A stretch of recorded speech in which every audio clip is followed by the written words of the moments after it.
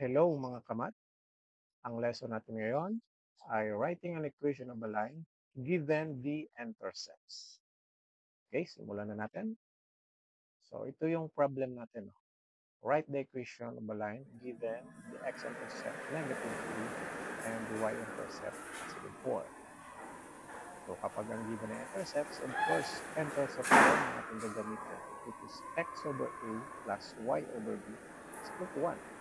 In which A is the x-intercept and B is the y-intercept.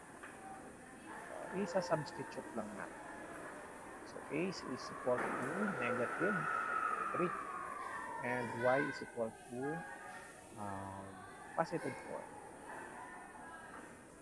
Okay, so sa standard form natin siya isusulat. So kukunin natin yung LCD ng denominators. So paano nga ba makuha yung LCD? So kunin natin yung multiples na 3 and 4. Ayan, sa 3 muna tayo. So 3 times 2, 6.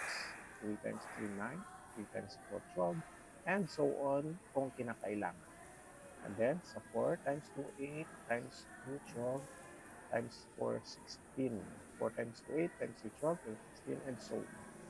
So 12 yung least common, yung una magkapareho. Kaya 12 yung LCD. Kaya, yun yung i-multiply natin sa ating equation. Both sides yan. So, sa 12 times x muna tayo. So, of course, yan, 12x ang sagot. And over -3, next is 12 times y is 12y over 4. So, and then 12 times 1 is 12.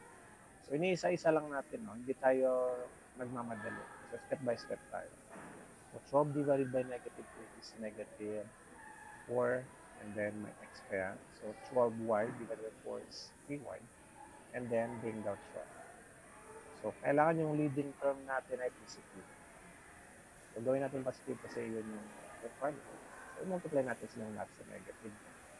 Ayan. So, kung i-multiply sa negative, papalit yung sign. Negative times negative 4 is positive 4x. Negative times 3y is negative 3y, and negative times 12 is negative 12. And ayan na yung standard form. 4x minus 3y is equal to negative 12. So, yun.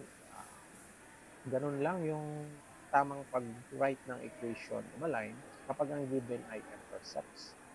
So, ang gagamitin natin ay yung intercept form. Yan. Let's go.